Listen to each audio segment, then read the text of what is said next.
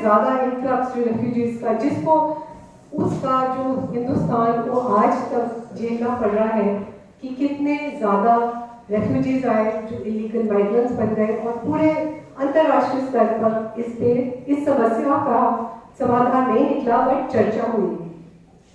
So these are various issues how illegal migration law what is leading to statelessness. जैसे सुबह बात हुई कि हम अब इंडिविजुअल राइट्स की बात कर रहे हैं, कलेक्टिव राइट्स की नहीं, इंडिविजुअल. वो जो डिटेंशन कैंप में है वो भी एक इंसान है, हमें मानवता की ओर से उसे क्या सुविधाएं देनी चाहिए ताकि उसका जीवन और बेहतर बने.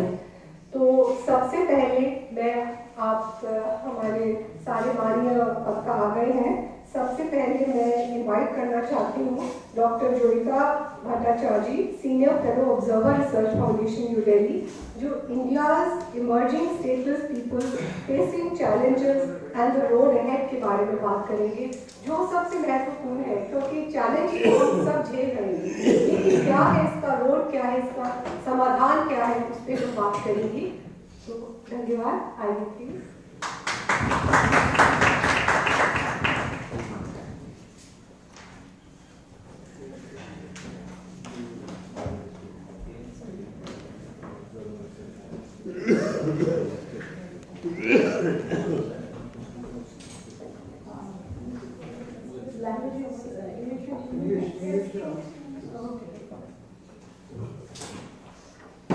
Thank you very much. Thank you, HRDI, for giving me this opportunity to talk about statelessness. The crisis of citizenship and statelessness in India. I'm basically a foreign policy analyst. I work on India's neighborhood. And whenever we used to discuss neighborhood, of course we had refugee issues around, and especially the word statelessness was always the Rohingyas. So I never thought that I have to come and give a presentation on India's emerging stateless people. Of course, so it is something why all of a sudden we are discussing India's emerging stateless people. Just mind the title, emerging. When I was talking to the people, when I was working with the Rohingyas, there are issues that they went through tremendous trauma. So if you talk to them, they will tell you the traumas that they don't belong to any nation was something. And to me, was always they were the others. I was always going with a feeling of compassion. But I never thought a Bengali coming from Assam, I have to even face that trauma. And probably I am not directly affected, but my family, my friends, they have had to go through that trauma. Statelessness, it's something, it is taken because when a person is explained, what is your identity? The first question is where from you belong. And we always talk the state we come from, our nation, our state. So this is something, an integral part of person's identity. But now if you ask somebody from Assam, my friends, who was my own family member, who was suffering horror, they say, we don't know. Many of the elderly people are unable to sleep at night because that trauma is haunting them. They think that after 70 years of independence, they are here at a stage because they left home in 1947 thinking about that, okay, 1947 happened, we have left, but okay, we have left for good. There was struggle, but they always thought India, the new country, it was our country. We have left home from one side to another, but it's our country, and we will leave. And this is, but today they're concerned. What will happen? Where will we go? In 1947, we have left our home, but we thought, okay, we are going to a new home, and nobody from there we will go nowhere. We can work here, we can prosper, and we can integrate to that great tricolor and the Constitution, and we'll create a diverse modern India where we all can take pride of. But unfortunately, after 70 years, we personally feel that we have come back to that square one where we all began in 1947. It's in trauma. It's very difficult. Of course, conferences, that's why I just came back from Mumbai, where I was handling a big delegation from Bangladesh of 20 high-powered MPs. But I thought I should be here because this issue is not only talks about the statelessness, but it is something very close to my heart. Thank you, HRDI, for giving me that opportunity. Now, also, why we should talk about it? Because statelessness, the United Nations have set that thing that this should be, and we need to end this, and they have made that this should be part of our sustainable development goal. Because if you really want to grow, if we want to grow as a human being, and we want to sustain our development, we have to create that sense of belongingness, that identity, which is nobody can tell you that this is your home, you don't have to live in that fear of trauma that I am passing through now. And that's why we have to work together, how we can go ahead. Why I'm saying so? Why we are facing this thing? Because this is not all of a sudden that happened. The trend was there. The trend was there. There was, I could say that from 1947 only, or much before the process started. But definitely in 1947 the thing was there. We have resolved it. And then 1971 happened, and then all of a sudden this court verdict comes in, and then we face, but this is not, if we had started talking about, because the trends were always there we can't overlook the Assam agitation of during the 80s, and after that the Assam Accord that was written, and then nothing was done for a long time. So these trends, and why they already happened, there was illegal migration so we never tried to address those issues that could, or even try to discuss about the issues. That's why we are facing this situation, what we are facing now. Because a lot of things that could be resolved through through dialogue and discussions and through political solutions, we have to leave it to the court. Because once it is under the court, one beauty of our country is that we always, but the court, as you are all the lawyers, you know, court always follows the processes. So somewhere that human angle gets, so when things are resolved at the public domain, that doesn't happen. So they always bring that public, that human touch, which is very necessary to resolve the process. And I want to know how much time do I have? 15 minutes more. Thank you. So this NRC happened, and then we have come up with this huge number, 4 million people. Can you imagine 4 million stateless people?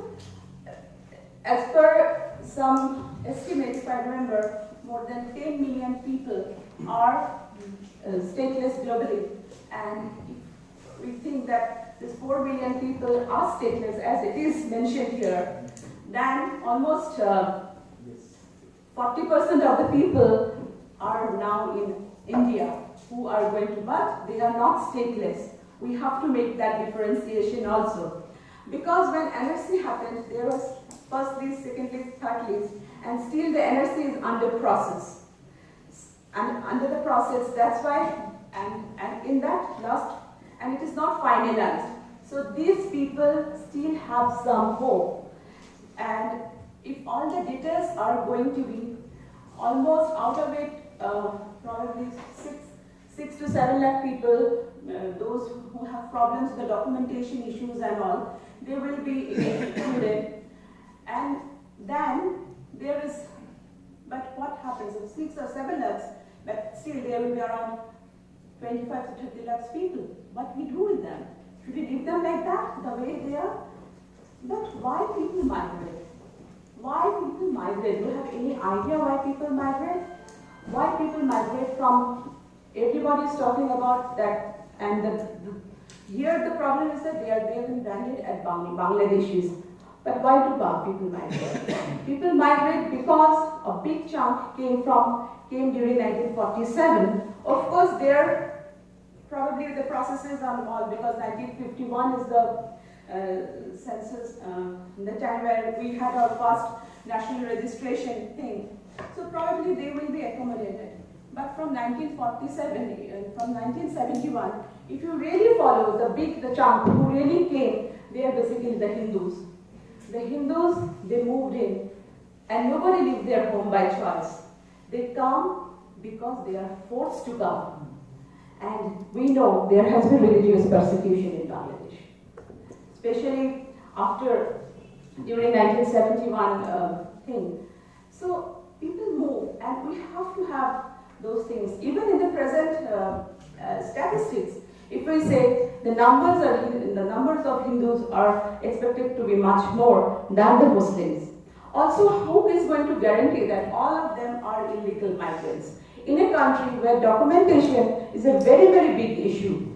So I know personally many people who for ages they don't have they never bothered to get any kind of legal identity paper. Talk about the service communities, the people who came even during 1947, the fishermen community, the cobblers, all, they are basically Hindus. Even the tea gardens, they never bought them. And till now, they never had any kind of identity document. And when they were told, produce the identity document, where from they will get it? Because they always thought, when they left their home in 1947, this is our land. Nobody is going to tell us, leave, because, and why I, as a person from Assam, and a person from Tamil Nadu or some other place, we are not different, we are one people. So why, also they were asking, so they never thought, ask many people in the grassroots areas in India, do they have any identity document? I doubt.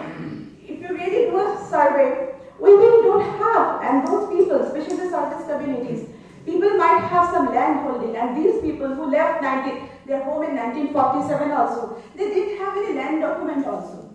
So that's why here we see a big chunk of people who are basically, we will call them refugees. We can give rights to Tibetans, but we can give right to people who come from Bangladesh. But I feel very, what to say?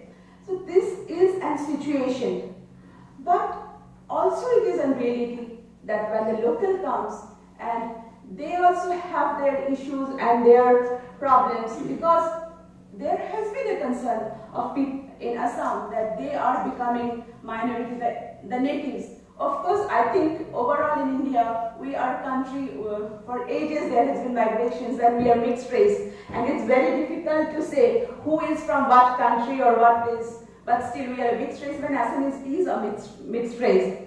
But they are right now the reality is that we have to accept realities that the local communities, the indigenous people, they are facing some sort of fear of their identity. So how do we resolve it?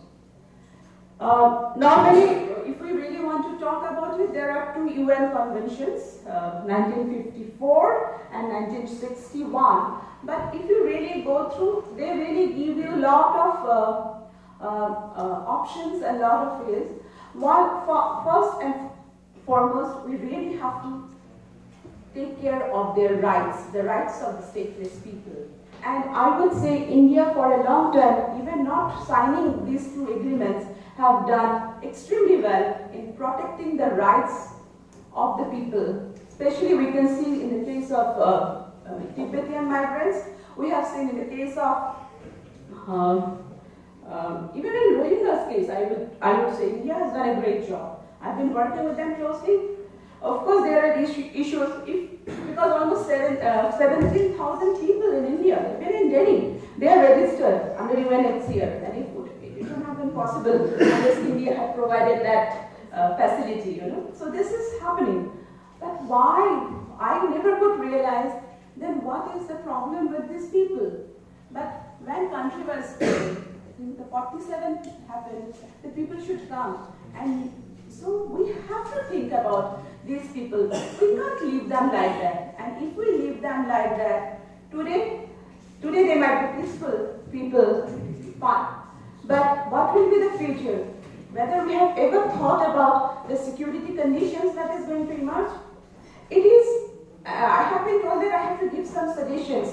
But whether we can really think of the solutions, I have gone through the UNHCR, both the, not UNHCR conventions, but I would agree with the chair that some solutions are really great when it comes to protecting the rights and all. But understanding what happened in the citizenship bill, probably we really have to think in a very different devices.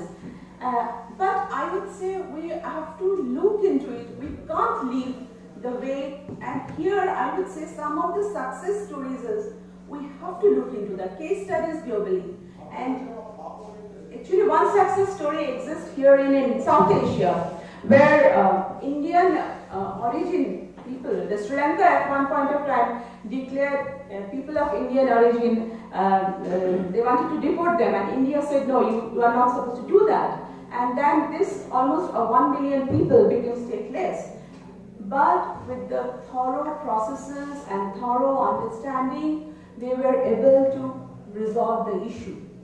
So while we have to look into the issues, the sentiments of the local people, but at the same time, we cannot overlook that people, whatever religion they are. Also, and here I think it's very important to work very systematically on defining who is an Indian citizen, what should be our refugee law. It's very, still now, you know, we after 70 years, we are unable to define or enact a proper refugee policy. We have to work on those areas. And we have to look, the road is not easy, but we can't overlook. More debate, more discussion is necessary, and I think this platform is a perfect one. And engaging with the communities is very important.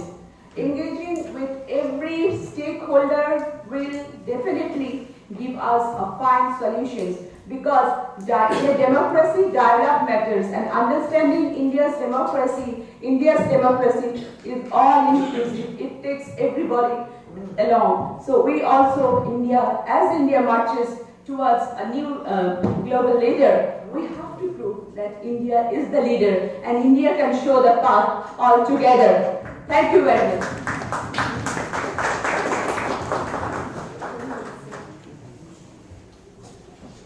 Very well said, Ram. We really appreciate your views. And I think the most important thing that you said is that we need to engage with communities, because we are dealing with people, so we have to listen to the voice of people. And just like she suggested to our president, we thought that we were going to take the issue further. Maybe we can, with the help of our friend from Sri Lanka, we can talk about the solution. You know, use that how that 1 million people were declared as foreign nationals in Sri Lanka. They must be Hindus, I think. And so, how did they resolve it? So maybe we could come out with some solution and take it forward from there. I think Rajesh ji, HRDI should take the onus on your behalf. Should I be able to make that? Already doing for Tamil in India. No.